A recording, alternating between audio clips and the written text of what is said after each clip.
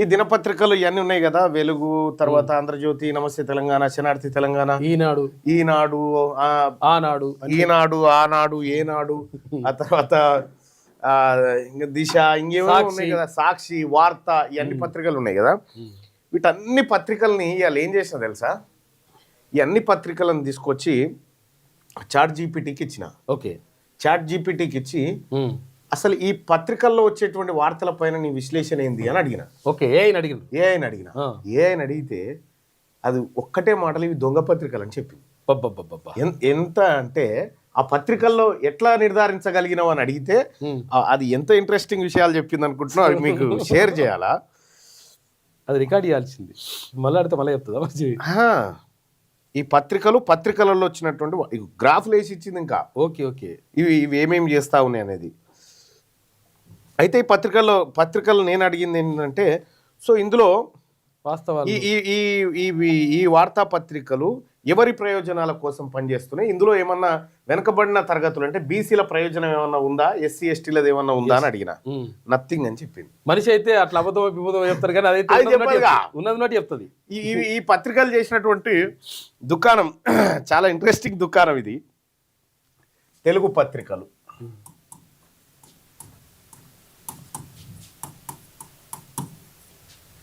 అంటే దీనికి ఒక మందు కనిపెడుతున్నాం త్వరలో.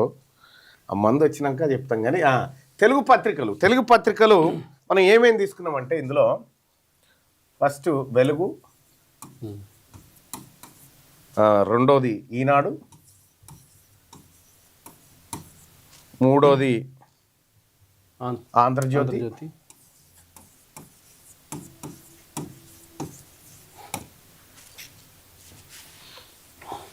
ఆంధ్రజ్యోతి కాదు మూడోది, దిశ అని రాసినాం. అంటే అది శాతాల వారికి ఇచ్చింది. దిశ, వార్త, ఆంధ్రజ్యోతి. మీరు రోజు పత్రికలు చదివేటోళ్ళు ఎవరైనా ఉంటే చూడరు, చాలా అద్భుతంగా ఉంటుంది. సాక్షి, నమస్తే తెలంగాణ. అసలు ఈ పత్రికల సంగతి ఏంది, ఈ పత్రికలు ఏం చేస్తూ ఉన్నాయి అని చెప్పి నేను చాట్ జీపీటీకి అడిగితే, చాట్ జీపీటీ చాలా చాలా ఇన్ఫర్మేషన్ ఇచ్చింది వీటి గురించి. అయితే దీంట్లో ప్రధానంగా ఈ పత్రికలు ఎవరి కోసం పనిచేస్తూ ఉన్నాయి మీ అందరికీ తెలుసు. ఈ వెలుగు దినపత్రిక మాల సామాజిక వర్గం ఎస్సీ, ఈనాడు కమ్మ, దిశ వెలమ, వార్త వైశ్య, ఆంధ్రజ్యోతి కమ్మ, సాక్షి రెడ్డి, ఇది వెలమ. సో ఇందులో బీసీల పత్రికలు లేవు కదా. ఈ బీసీల కాని పత్రికలు అంటే తెలుగు మీడియాలో ఏ బీసీల గతంలో వెలుగు అంతో ఇంతో నయం ఉండే, కానీ ప్రభుత్వంలో చేరినాక మారిపోయింది. కానీ సరే, ఇక అది ఎట్లా ఉండని, ఇవి ఓనర్ల కులం ఈ పత్రికల పేర్లు. అయితే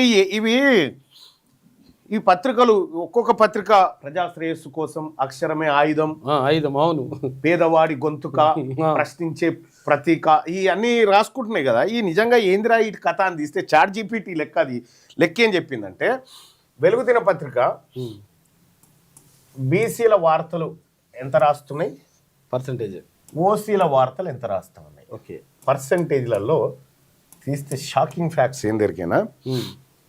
వెలుగు దిన పత్రిక అవి కూడా ఏం రాస్తారు మళ్ళీ అనేది తర్వాత. వెలుగు దిన పత్రిక బీసీలకు సంబంధించినటువంటి వార్త తన మొత్తం పత్రికలో 22%. బీసీ ఎస్సీ ఎస్టీ అంతా మొత్తం, బీసీ ఎస్సీ ఎస్టీలకు సంబంధించి 22%. ఎస్సీ ఎస్టీ అండ్ బీసీలకు సంబంధించింది. ఓసీలకు సంబంధించినటువంటి వార్తలు 78%. 78% వీళ్ళకి సంబంధించి. ఈనాడు అయితే ఇక తమాం అధ్వానం, కమ్మగా ఉంటుంది. 20% మాత్రమే ఎస్సీ ఎస్టీలకు సంబంధించినటువంటి వార్తలు. పరిస్థితుల్లో ఇవి కూడా రాసేది. 80% వార్తలు ఓన్లీ ఓసీలకు సంబంధించినటువంటి వార్తలు. ఇక దిశ ఇంకా దిగజారిపోయింది. 18% వార్తలు ఎస్సీ ఎస్టీ బీసీలు అయ్యి 82% ఓసీలు అయ్యి. వార్తా దినపత్రిక వచ్చేసి 15% మాత్రమే ఎస్సీ ఎస్టీ బీసీలు అయ్యి 85% ఓసీల వార్తలు, పెద్ద కులపుల వార్తలు. ఆంధ్రజ్యోతి చూడిగా, ఆంధ్రజ్యోతి 12% ఎస్సీ ఎస్టీ బీసీల వార్తలు, 12%, 88% ఓసీల వార్తలు. చూసుకో ఇక. సాక్షి నయం ఉంది జరా, 25% ఎస్సీ ఎస్టీ బీసీలకు ఇస్తే 75% అప్పర్ క్యాస్ట్కి సంబంధించినటువంటి వార్తలు. ఇక నమస్తే తెలంగాణ 28% వార్తలు ఎస్సీ ఎస్టీ బీసీలు, ఎందుకంటే ప్రతిపక్షంలో ఉంది కాబట్టి. ఇక్కడ 72% అగ్రకులాలకు సంబంధించినటువంటి వార్తలు. So SC ST BC minority సోదరులారా, మనం పైసలు పెట్టి కొని ఎవరి వార్తలు చదువుతా ఉన్నాం? దీన్ని బట్టి మనం పైసలు పెట్టి కొని ఎవరి వార్తలు ఎవరి ప్రయోజనాల కోసం చదువుతా ఉన్నాం? ఇది ఇది ఇది ఇది నా కవిత్వం కాదు, సుదర్శన్ కాదు, చాట్ జీపీటీకి ఈ పత్రికలన్నీ పీడిఎఫ్ ఫైల్స్ ఇచ్చి వీటిని విశ్లేషణ చేయి, పత్రికల్లో ఏమొస్తుందంటే షాక్. నేను నిజంగా నేను చాలా పత్రికలు తిరిగేసిన. ఇంకో ఇది బీసీల కథ, బీసీ ఎస్సీ ఎస్టీల కథ. ఇక ఎస్సీ ఎస్టీలది అయితే ఇక మనం మాట్లాడుకోవద్దులే, అవును, ఎందుకంటే మొత్తమే లేకుండా అయిపోయింది. ఇగో ఇది ఈ బీసీల, ఇవేమో బీసీఎస్సీ 100కి 90% ఉన్న ప్రజలది, 100కి 90% ఉన్న ప్రజల వార్తలేమో ఇక ఇవి. 100కి 10%, 10% వేసుకోవాలి మొత్తం అటు ఇటు వేసుకుంటే. ఇక అటు ఇటు 10 చేద్దాం. 10% ఉన్నోళ్ళ వార్తలేమో ఇక గివి. 10% ఉన్నోని వార్తలేమో గవి, 100కి 90% ఉన్నోళ్ళ వార్తలేమో గివి. సో ఇందులో కూడా మరి రాసినాం కదా బీసీలై, ఇంకేం చేస్తామా అని అంటే దాంట్లో వీళ్ళు ఏం రాసిరు బీసీలై అనేది కూడా కంటెంట్ చూసుకుంటే మనకు తెలిసిపోతుంది వాళ్ళు దేని గురించి. చాలా అద్భుతంగా ఉందన్న, ఇది భలే ఇచ్చింది. నేనే దీనికి ఇంత సీన్ ఎక్కడది అనుకున్నా. ఇంకో ఎన్ని పత్రికలు అప్లోడ్ చేసిన నేను చేస్తే మామూలుగా ఉండదు అది కదా. ఏ టెక్నాలజీ అట్లున్నది ఇప్పుడు. అది మొత్తం వీళ్ళు ఏం చేస్తారో మొత్తం అన్ని పత్రికల్లో కలిపి అన్ యావరేజ్గా బీసీల కవరేజ్ 22% వస్తే అగ్రకులాల కవరేజ్ 78% వచ్చింది అన్ యావరేజ్గా. సో ఇందులో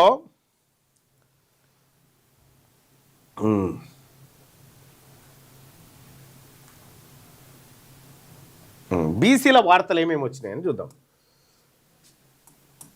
బీసీల వార్తలు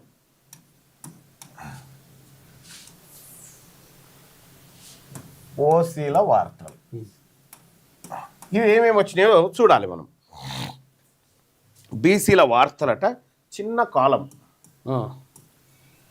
ఈ డబ్బులు ఉంటాయి కదా చిన్న కాలం, సింగిల్ కాలం వార్తలు చిన్నగా పేర్కొన్నారు అట్లా. రెండోది ఏంది, సమస్య కోణం.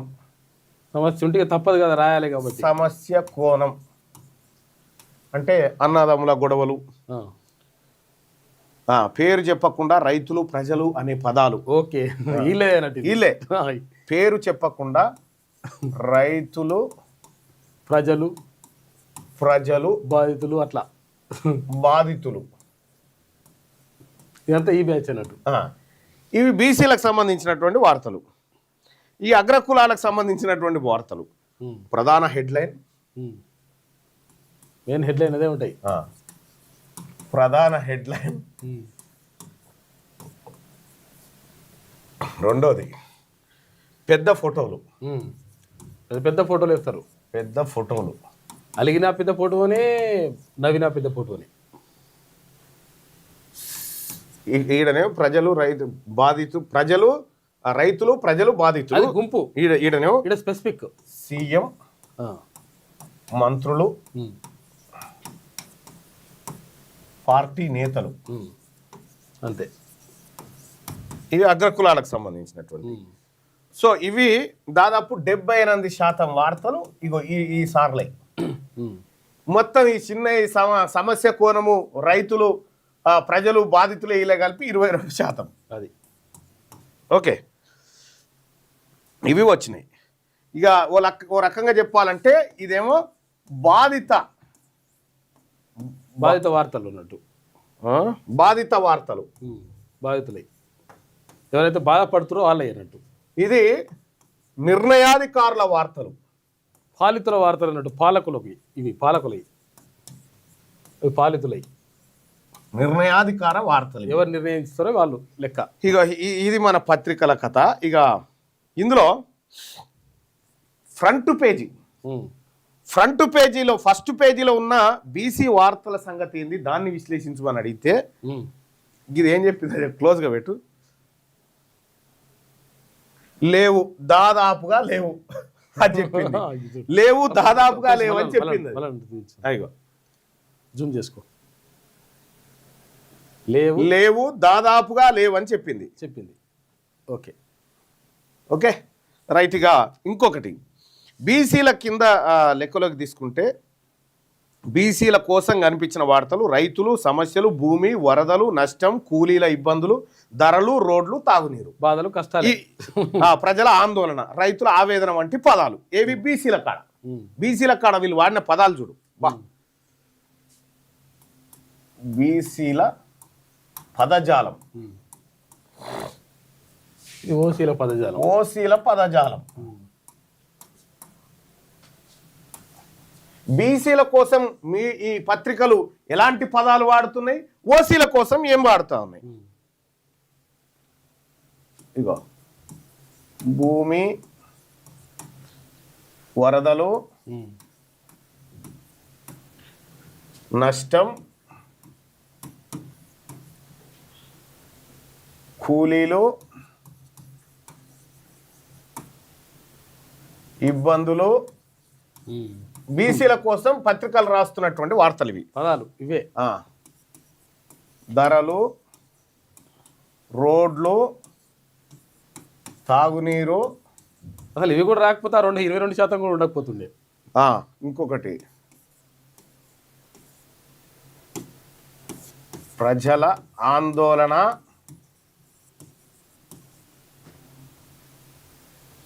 రైతుల ఆవేదన. ఇది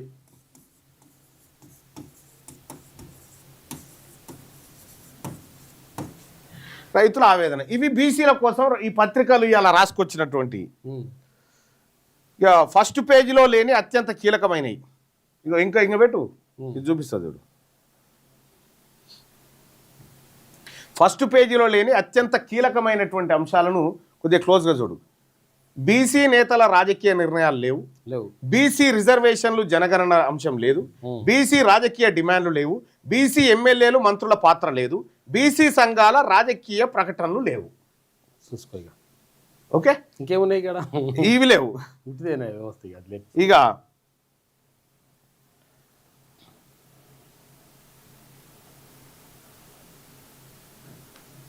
అమ్మ ఏమి నిజంగా అన్న, ఇది డైలీ దీన్ని అనాలి, దీన్ని పట్టుకురావాలి. దీన్ని డైలీ ఏం చేయాలంటే ఈ పత్రికల భాగవతం బయట మనుషులు అయితే అబద్ధం చెప్తారు, చెప్పదు కదా, ఉన్నట్టు చెప్తుందా ఏ టెక్నాలజీ.